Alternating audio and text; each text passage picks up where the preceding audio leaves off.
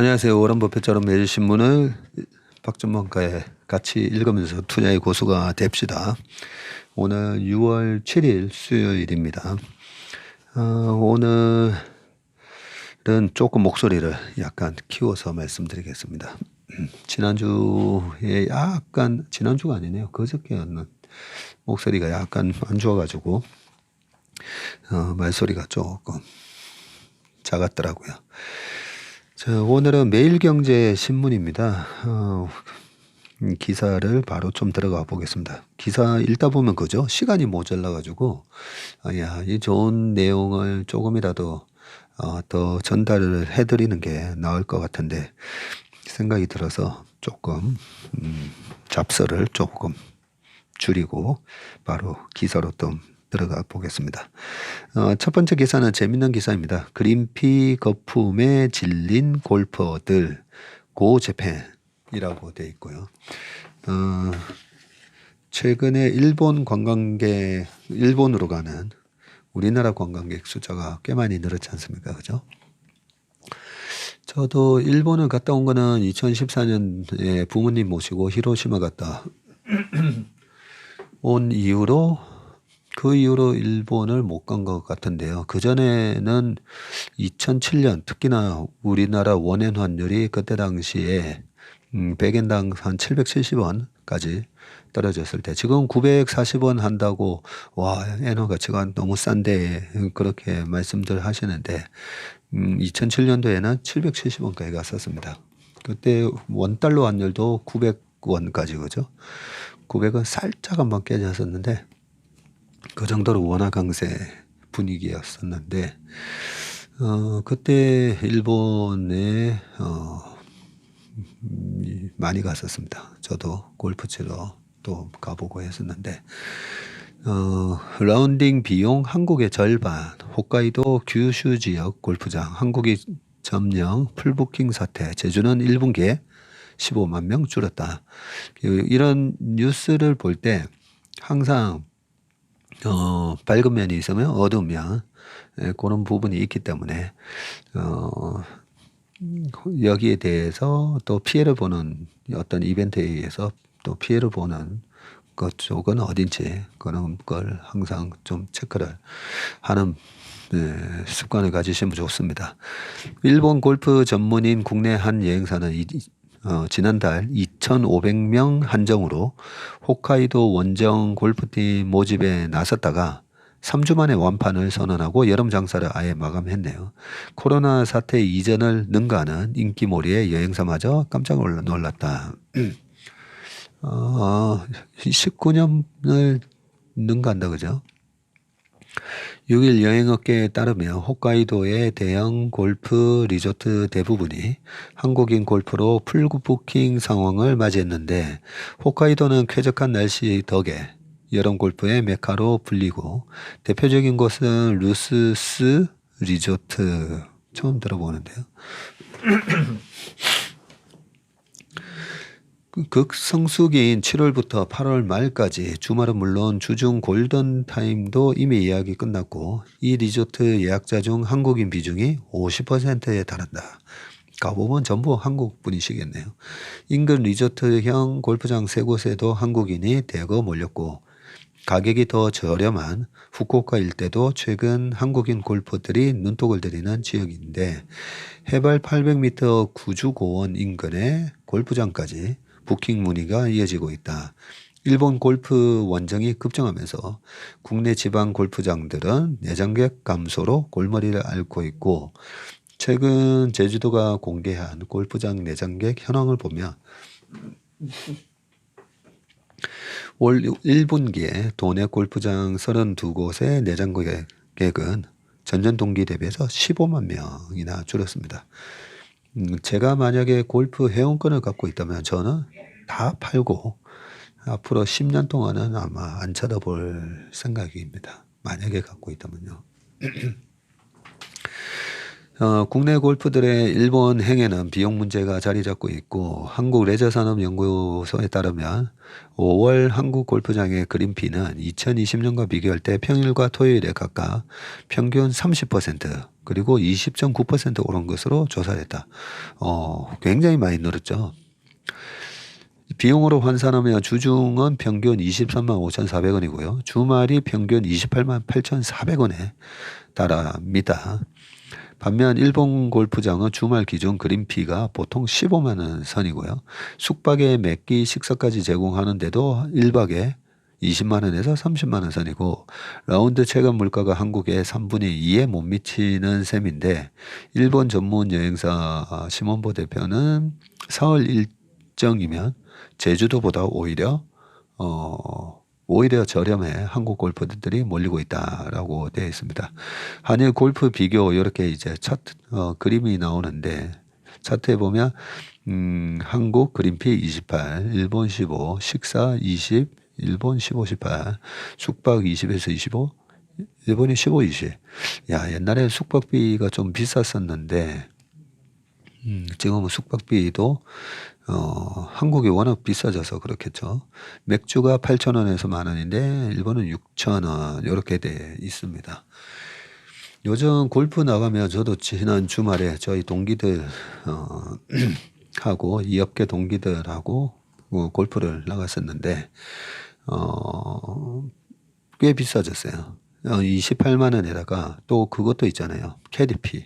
캐디피도 2005년 요때만 하더라도 KDP가 7만 원, 8만 원, 그 정도였었는데 지금은 KDP가 15만 원입니다. 네. 그러면 4명이서 KDP 나눠서 내면 한 명당 4만 원 정도. KDP가 15인데 그냥 15 줄 수는 없잖아요. 이렇게 만 원, 2만 원 얹어서 이제 주다 보니까 그러면 한 명당 4만 원이고. 식사 끝나고 나서 식사 돌아가면서 사기도 하는데 어쨌든 30 몇만 원이에요. 저희 축구 1년 회비가 25만 원 아니면 35만 원이거든요. 1년 회비가 그런데 골프는 한 번 치면 35니까 엄청 부담스럽죠, 사실. 네. 한국 골프들이 무더기 일본 골프 원정의 가장 큰 원인은 이 원인이 중요한 거죠. 소비에 영향을 준 거잖아요. 체감 물가가 꼽힌다라고 돼 있고 3박 4일 기준으로 홋카이도의 골프 패키지가 250에서 300만 원대고요. 후쿠오카 지역은 100만 원대 중반이며 54홀 라운드를 즐길 수가 있습니다. 후쿠오카의 센츄리라는 골프장을 갔을 때 너무 관리가 잘 돼 있는데 일본에서 근데 골프 치는 게 약간 좀 부담스러웠던 게 뭐냐면요. 골프를 치는데 캐디가 전부 할머니들이 나오시더라고요. 거의 60대 후반에서 한 70대 할머니셨던 것 같은데, 그래서 할머니가 뭐죠? 오바상인가요? 오마상인가요? 아니, 할머니가 채를 이렇게 주시고 또 공을 닦고 주스러 가고 해야 되니까 되게 부담스러워서 제가 가겠다고 해서 그랬던 기억이 납니다. 그리고 당시에 일본에 돌아다니다 보니까 톨게이트에도 보면 할아버지가 거기서 톨게이트 하고 계시고 노령화사회 애들 그게 벌써 15년 전인데도 굉장히 모든 산업 곳곳에 노령화 그리고 그때 목욕탕 안에 있는 마사지 샵이었는데 거기에서도 70대 거의 중반 할아버지께서 나오셔가지고 제가 한 20분 그 마사지를 받는데 너무 부담스럽더라고요. 이렇게 다리를 주물러 주시는데 저도 이제 좀 천식이 있는데 색색거리시면서 이제 그래서 20분이 정말 거의 2시간 같은 시간이었었거든요. 그런 거를 생각을 해보면 우리의 미래죠. 우리 그러니까 지금 빠르게 고령화되고 있기 때문에 우리 사회의 미래를 보는 모습인데, 그때 당시에 왜 일본 골프가 유행을 했냐면 엔화 가치 대비해서 원화 가치가 강세를 보인 것도 있지만 일본이 잃어버린 30년 때문에 전국에 뭐 1,500개, 2,000개 골프장이 망하면서 실질적으로 내장객도 별로 없고요.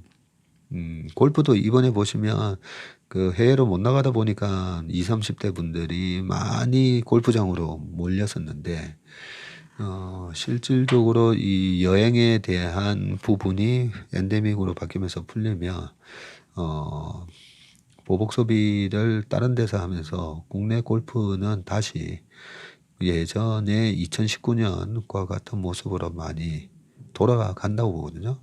그러면 그때 당시에 10억 하던 회원권 가격이 3억 정도까지 떨어졌다가 최근에 뭐 15억, 17억까지 올라갔었다고 하는데, 저는 다시 그 3억대로 떨어지지 않을까, 뭐 그런 생각을 합니다.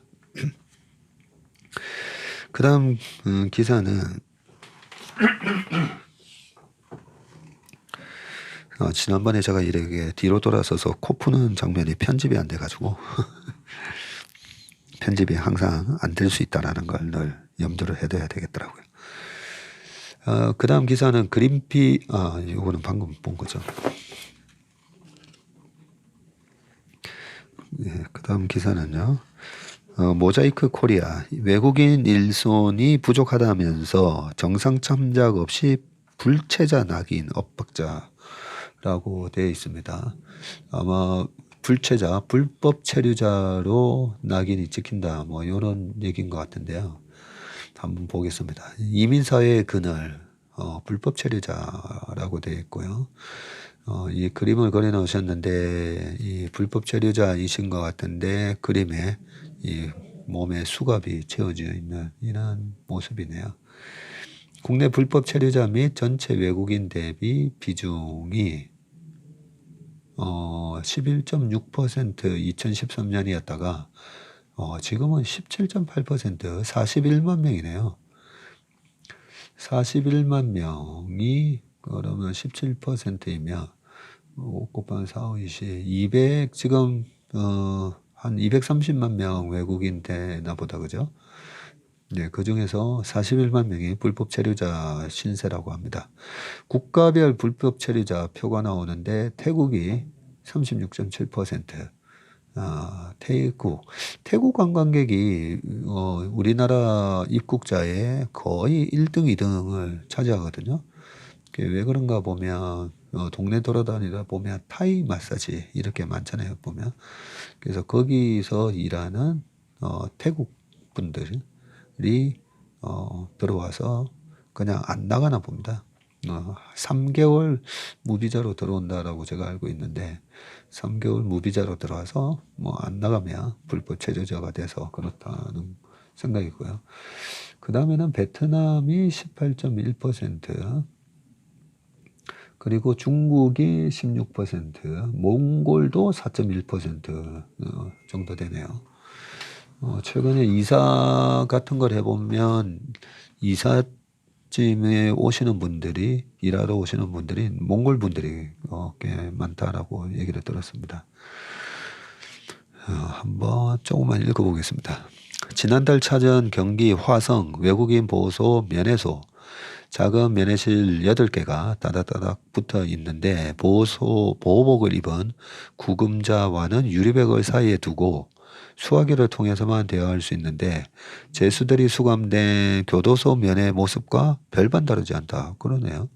이곳에서 만난 여성 A씨는 입소 5개월째인데 2년 전 대전의 한 대학에 다니기 위해 유학생 비자로 입국을 했다가 체류 허가 기간이 2년인데 비자가 완료될 즈음 몸이 아팠고 실수로 비자 연장 시기를 놓쳤는데 예외 없이 불법 체류자가 됐고요. 당장 생활비도 부족하고 범칙금도 내야 했기에 기간에 따라 200만 원에서 많이는 3천만 원이나 내야 되네요. 온라인 구인 광고를 뒤져 한 업체에 간신히 취업했는데 첫 출근을 하던 날에 단속반이 들이닥쳐서 보호소로 끌려왔다고 합니다. 고의적인 불법 체류는 아니지만 정상 참작은 없다. 그는 곧 한국에서 추방되는데 A씨는 매일 밤 악몽에 시달린다고 하고요. 한국에서 유학을 마치면 하고 싶은 일이 많았는데 지금은 아무런 희망이 없다고 울먹였고, A씨는 벌금 낼 돈도 없고 한국에 더 체류하고 싶어 출입국 상황관리소와 아직 다툼을 벌이고 있다고 합니다. 화성 외국인 보호소는 강제 출국을 앞둔 불법 체류자를 일시 수용하는 곳이네요. 통상 3,400명이 입소해 있고 1에서 3개월간 수용한 뒤에 본국으로 추방이 되는데, 불법 체류자는 A씨처럼 단순한 실수를 한 실수형부터 입국 후 바로 야반 잠적하는 경우까지 유형도 제각각이고요. 기본적으로는 출입국관리법 제17조 외국인은 그 체류 자격과 체류 기간의 범위 내에서 대한민국에 체류할 수 있다는 규정을 위반하는 경우고, 법무부는 실정법 위반에 따른 강력 대응을 원칙으로 단속에 열을 올리고 있다. 하지만 지나치게 경직된 외국인 관리 체계가 불법 체류자를 양산한다는 지적도 나오고, 심화정 화성 외국인 보호소 방문 시민 모임 마중 활동가는 비자 만료일이 하루만 지나도 불법 체류자가 되고 교통법규 위반 등 작은 범칙 사항만 있어도 불법 체류자가 되는 등 합법적 체류에 대한 기준이 까다롭다고 지적을 했습니다. 특히 취업 목적으로 입국한 외국인은 업주와 다툼 등 어떤 사유로든 고용계약이 파기되며 곧바로 불법 체류자로 내몰릴 위기에 처하고요. 특히 외국인 취업자가 가장 많은 비전문 취업 E9 비자는 첫 3년간 3번만 사업장 이동을 허용하는 등 사업장 이동 제한이 대래 불체자 양산의 통로로 활용되고 있고, 임금 체불 등 고용주의 갑질로 불법 체류자로 전락하게 되는 사례도 많다. 지난번에 한번 한 3, 4주 전에 읽었던 것 같은데, 그죠? 이게 3번만 사업장 이동이 허용되다 보니까 2번 이동하고 3번째 사업장을 이용하면 오도 가도 못하니까, 이런 부분에 있어서 너 어차피 딴 데 못 가잖아 이러면서 이제 갑질을 할 수 있다는 거죠.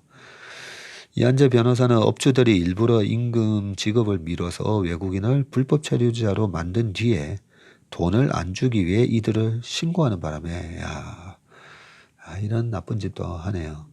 돈 안 주려고. 돈을 받아야 하는 외국인은 본국으로 돌아갈 수도 없어 보호소에 구금돼 있다고 지적을 했습니다. 노장 호서대 법경찰 행정학과 교수는 외국인이 5일 이상 결근을 하면 업주가 이탈에 따른 고용 변동 신고를 할 수 있는데 곧바로 근로관계가 종료되고 출국 당하지 않으려면 한 달 이내 사업자 변경 신청을 해야 되는데, 악덕 업주들이 이를 악용해서 불법 체류자 신세가 되기도 한다고 합니다. 최근에는 유학생 불법 체류자가 급증을 하고 있는데, 현재 유학생은 D2, D4 비자로 입국한 외국인은 주중 20시간까지 근로를 할 수 있지만 학비와 생활비를 벌어야 하는 학생들은 허용된 근로시간과 업종을 넘어서 자의반, 타의반으로 불법 체류자가 되네요. 특히 사적 면제 협정에 따라서 90일간 무비자로 체류할 수 있는 태국인은 여기 나오네요. 90일 무비자. 최근 불법 체류자의 온상으로 지목이 되는데, 제주도를 통해 입국하면 무비자 국가에 적용되는 전자여행 허가 KETA도 필요가 없고요. 경기 남양주 마석가구공단은 알면서도 눈 감아주는 불법 체류자의 아지트가 되어 있다고 합니다. 오죽 일손이 없으면 그런 것 같은데, 고질적인 국내 일부 산업의 저임금 구조와 고용허가제의 난맥상, 부처간 엇박자에 따른 행정 누수 현상이 복합적으로 불법 체류자를 양산하고 있는 것이다 라고 되어 있습니다.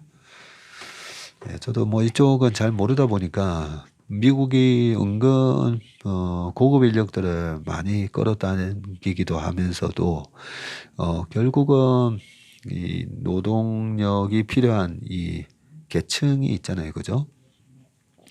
그 저소득 관련된 그런 3D 업종에 해당되는 것들 미국에 보면 거의 다 보면 저 사람들은 남미 쪽이나 멕시코나 거기서 넘어온 불법 체류자 아닌가 뭐 그런 생각이 들 정도로 물론 불법 체류자들은 아니시겠지만 불법 체류로 왔다가 어떻게 RP를 받았을 수도 있고 적절하게 불법 체류자를 그런 3D 업종의 노동력 공급에 그런 창구로 쓰는 게 아닌가 뭐 이런 느낌이 들 정도로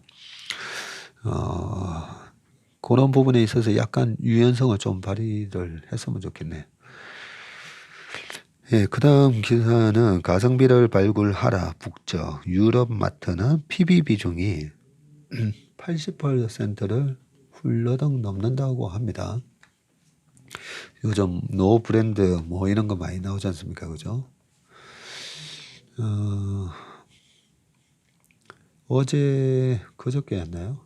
그 유피라 교수님하고 여의도 다락방에 촬영을 했었는데 유 교수님 말씀이 지금 전 세계 소비 시장은 초저가 시장하고 초고가 시장은 계속 이렇게 급성장을 하고 있고 중간이 이렇게 좀 뻥 이제 뚫리는 그런 모습이 나온다고 하는데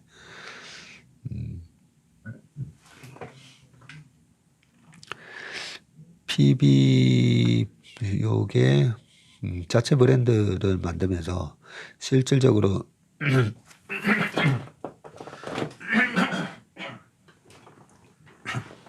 네, 죄송합니다. 예를 들면 그런 거잖아요. 우리가 마트에 가보면 서울 우유, 남양 우유, 그리고 뭐 덴마크 우유, 부산 우유, 연세 우유 뭐 등등 쭉 많은데 건국 우유 뭐 이런 것도 있었잖아요. 근데 이마트에서 자체 브랜드가 나왔다라고 해서 뒤에를 보면 제조사는 건국 우유, 뭐 연세 우유 이렇게 돼 있는 경우가 많습니다. 그래서 어차피 우리가 팔아줄 거니까 그 대신에 마케팅비를 따로 광고나 이런 거 하지 말고 대신 납품가를 낮춰가지고 우리가 팔아줄게. 그러면서 소비자들한테 저렴한 가격으로 이렇게 제공을 할 수가 있기 때문에 이 PB 브랜드가 상당히 인기를 얻고 있지 않습니까? 그죠? 유럽 최대 PB 상품 박람회가 있었었네요. 네. 고물가의 소비자 대안으로 부상하고 있고요. 한국 기업 PB 비중은 10% 안팎이고 자체 상품 아이디어 얻으려고 125국에서 2,600 회사가 참여해서 장사 진행을 이뤘네요. 노브랜드 올 출시 250개 중에서 132여 개의 상품이 해외에서 들여왔다고 합니다. 이 별사탕이 박힌 쿠키는 우리에게 없는 거네요. 한국 기업과 상품을 만들어 본 적이 있으세요?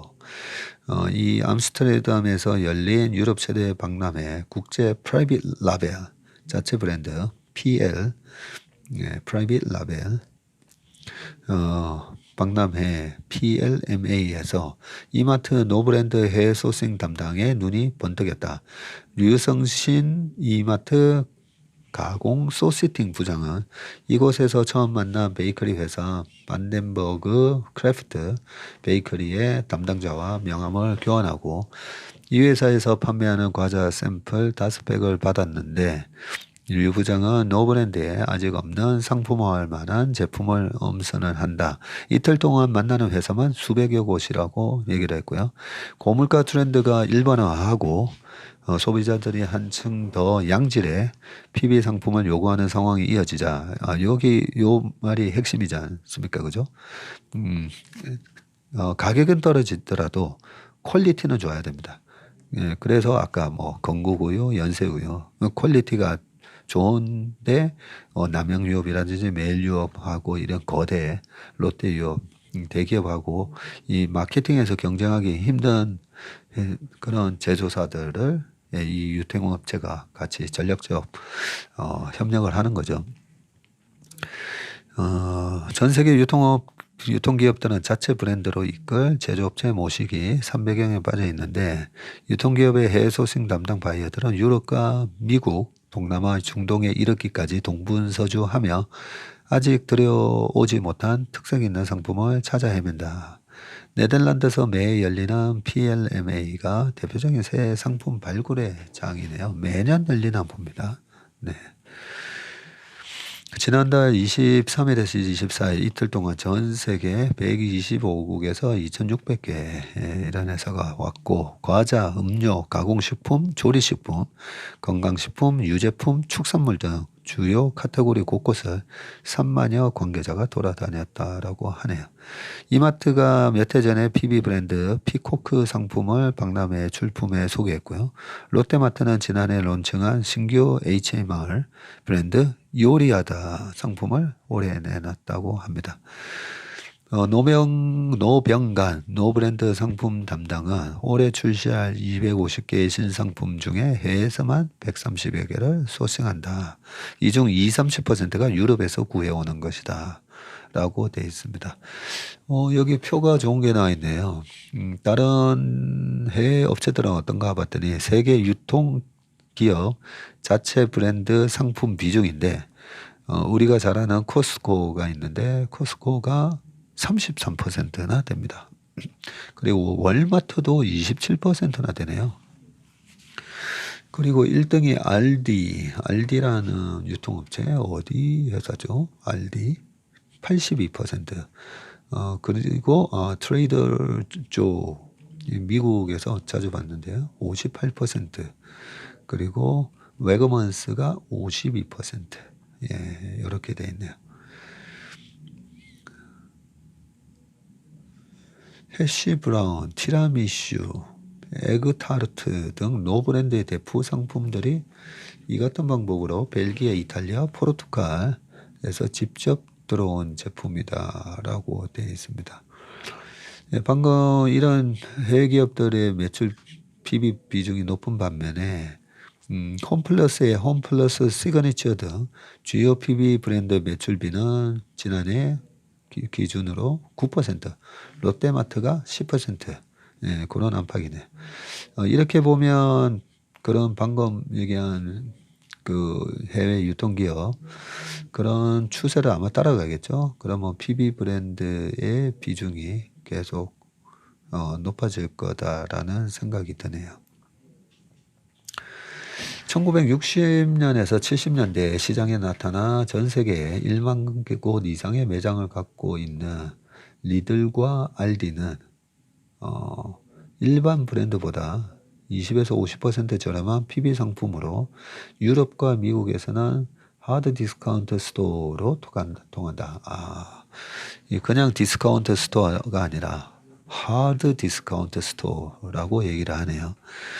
2011년 유럽 경제 위기로 가처분 소득이 줄어든 유럽의 소비자들이 PB 상품으로 눈을 돌렸고, 싸지만 품질이 나쁘지 않다는 인식 때문에 시장 지배자로 급성장을 했고, 지난해와 올해 한국에서의 고물가 트렌드와 유사한 상황이 유럽에서 벌어졌던 것이네요.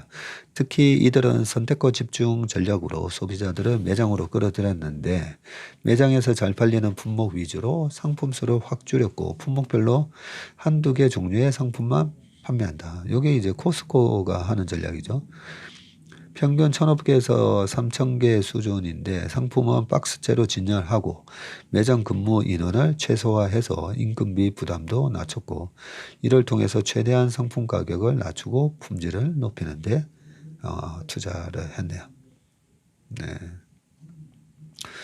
그러면서 밑에 실제로 리들에서 판매하는 제조업체 NB 상품인 오레오 300g의 가격은 2.24유로인데 리들 PB 상품인 쏜데이의 오레오 상품 가격은 270g에 1.59유로네요.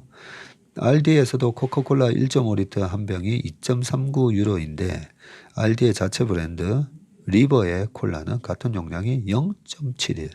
와, 엄청 싸네요. 이마트 노브랜드에서도 PB 오레오 상품인 쿠키앤크림 샌드가 3,480원으로 MB 상품 대비해서 일반 그냥 제조업체 상품 대비해서는 48% 저렴을 하고 콜라도 68% 저렴하다고 합니다. 이정희 중앙대 경제학과 교수는 최근 PB 상품 인기와 관련해서 기업은 양질의 상품을 제공할 자신감이 생겼고 소비자는 낮은 품질에 대한 두려움 없이 물건을 살 신뢰가 생겼다면서 유통기업 입장에서는 PB 상품을 찾는 소비자층만 확보된다면 결국 MB 상품 몇 개 파는 것보다 더 큰 이익률을 보장받을 수 있다고 설명했다. 네. 이 기사를 읽으면서 이제 제 머릿속에 항상 이 가불관계의 구도가 중요하다고 했잖아요. 그럼 유통업체에서는 일반 제조업체에다가 야, 너네 유통마진을 보통 이제 유통회사가 최종 판매를 할 때 구입가에서 최종 판매 가격 사이에서 유통마진이 생기잖아요. 예를 들면 롯데백화점에서 샤넬 백을 판다 이러면 그 명품 회사들은 그 유통마진 많이 안 주잖아요.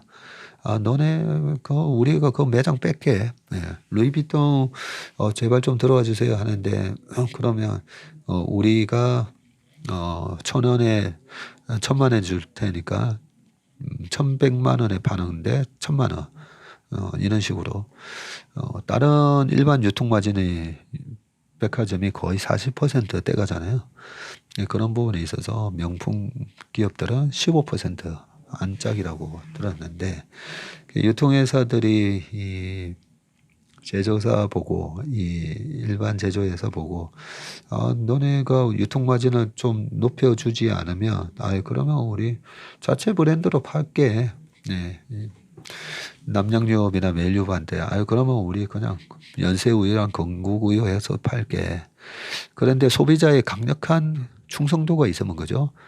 여기 왔는데 아니 서울유가 없네요 하면서 딴 데 가버리면 안 되잖아요.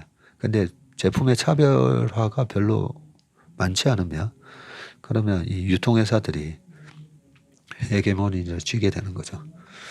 그런 측면에서 제가 뭐 대체 불가한 제품을 만드는 회사를 사야 됩니다라고 얘기를 하는 이유가 이 회사 저 회사 덴마크 우유, 부산 우유, 건국 우유, 연세 우유, 서울 우유, 롯데 우유 사실 차이가 없다라고 보거든요. 그냥 가격 보고 거기다가 옆에 요구르트 하나 끼워주거나 1+1 하면 항상 이제 좀 그런 거를 사다 보니까 그렇게 제품에 대한 고객 충성도가 없으면 그런 제품을 만드는 회사의 주식을 공부를 사실 별로 할 필요가 없습니다.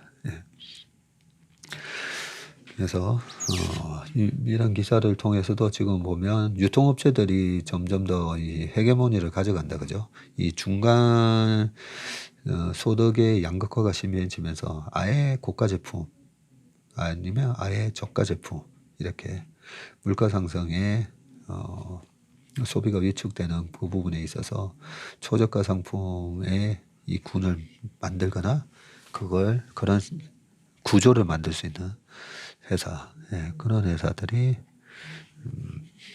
오히려 투자 매력도가 있다라고 생각이 듭니다. 그 다음 기사는 어제 조금 시장을 싸하게 만들 수 있었던 부분인데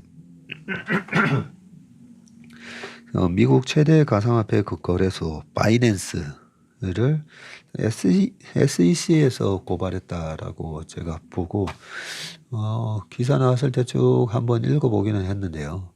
뭐 특별한 내용보다는 오히려 이제 이번에 금리 인상은 저는 가상화폐 시장을 겨냥한 거다라고 좀 생각하고 있지 않습니까? 그죠? 이제는 가상화폐 거래소까지 공격을 하는구나 뭐 이런 생각을 들었습니다. SEC가 불법 거래 플랫폼 등 혐의로 그리고 중국계 자업창펑 CEO도 포함이 되어 있고요. 정조준 배경에는 미중 갈등도 있다네요. 하루 뒤 코인베이스도 고소를 했고 주요 가상화폐 줄줄이 폭락했다라고 하는데 어제 보니까 비트코인은 그래도 27,000불 유지는 하고 있더라고요. BNB 근데 BNB 가격도 300불에서 277이네요. 가상화폐 최대 가상화폐 거래소인 바이낸스가 SEC로부터 고소당했고 SEC는 무시무시한 그런 기관입니다. 우리나라 금융감독원은 체포 권한이 없는데요. SEC는 직접 나와가지고 수갑 채워서 내려갑니다. 체포 권한이 있습니다. 중국계인 바이낸스가 미국에서 불법 거래 플랫폼을 운영하면서 고객 자금을 남용했다는 의혹이네요.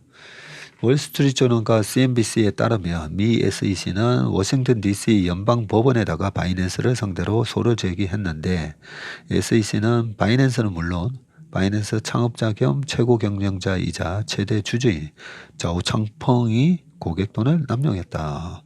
심지어 자오창펑이 경영권을 가진 시그마 체인 등에 불법적으로 돈을 보내기도 했다고 주장을 했네요. SEC에 따르면 바이낸스는 수십억 달러에 달하는 고객 자산을 자오창펑이 관리하는 시그마 체인과 메리트피크라는 업체에 불법 이체했다고 합니다.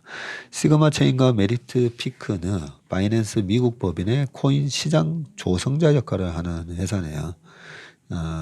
시장 조성자가 우리나라에도 있습니다. 그 ETF 같은 거 보시면 거래가 잘 안 되는 ETF 많거든요.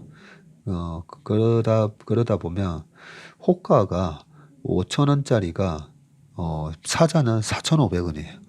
그러면 뭐가 좋아서 4,500원에 사자가 있고 팔자는 5,500원. 그러면 5,000원짜리를 살려고 딱 들어갔는데 보니까 지금 가격보다도 훨씬 높게 10%나 위에서 사야 되면 그러면 더더욱 이제 거래가 안 될 거고 그죠?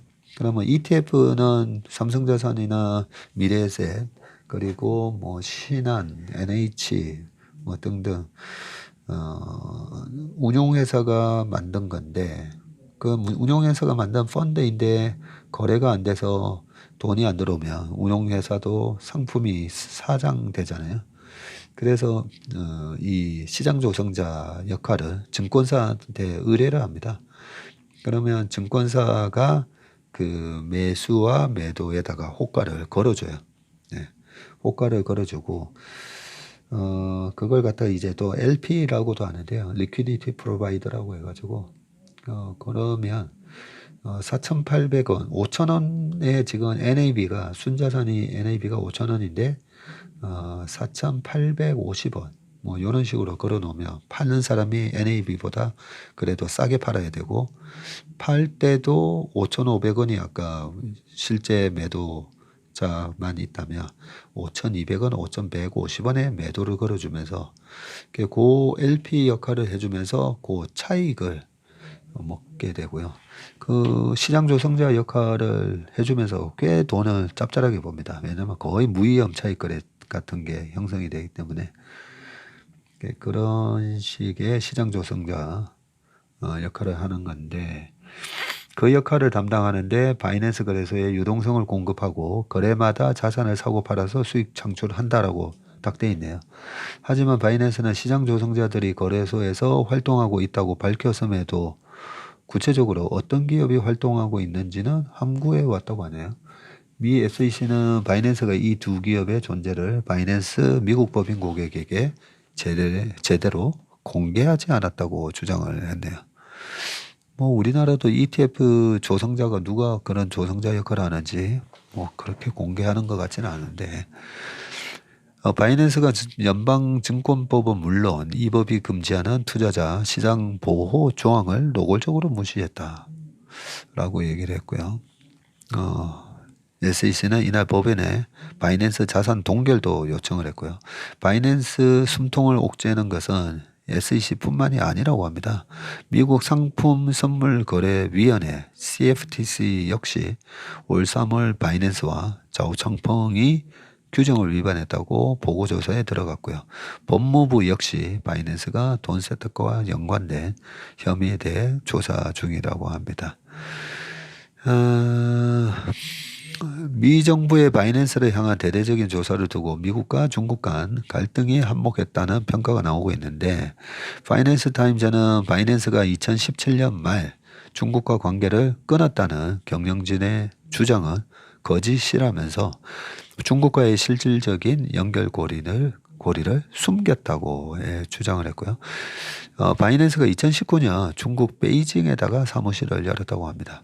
바이낸스는 미국 법인이 독립법인이며 중국 정부가 합법적인 법 집행을 요청하지 않는 한 바이낸스 데이터에 접근할 수 없다고 강조했지만 바이낸스는 2019년까지 상하이에 데이터 분석가 등 관련 직원을 고용하고 있었다. 여기서 중국 정부가 합법적인 법 집행을 요청하지 않는 한이라고 돼 있으니까 요청하면 데이터를 줘야 된다, 그죠? 한편 미 SEC는 바이낸스를 고소한 다음 날인 6일 또 다른 가상화폐 거래소인 코인베이스도 고소를 했고, 로이터 통신은 SEC가 무등록 중개 등 불법 거래소 역할을 한 혐의로 코인베이스를 뉴욕 연방법원에 고소했다고 하네요. 연방법원에 접수된 고소장에는 코인베이스가 적어도 지난 2019년부터 무등록 중개 등을 통해서 브로커 역할을 하며 투자자 보호를 위한 공시 의무를 회피해왔다는 내용 등이 담긴 것으로 전해졌고, 이것 때문에 코인베이스 주가가 개장 전에 거래에서 약 18% 급락했다고 합니다. 시간이 벌써 다 됐네요. 네. 마지막 기사 2개가 있는데요. 무기고 바닥 드러난 러시아 수출했던 장비를 다시 사들인다는 재미난 기사가 하나 있고요. 마지막 기사가 큰손 중국 관광객 3년 만에 최대 면세업계 실적 기대 솔솔이라는 기사가 있으니까 이 기사는 한번 체크해 보시기 바라겠습니다. 오늘은 기사만 읽은 것 같은데 어떻게 시간이 또 많이 초과가 됐네요. 네, 오늘 하루도 그러면 건강하고 행복한 하루 되시길 바라겠습니다. 고맙습니다.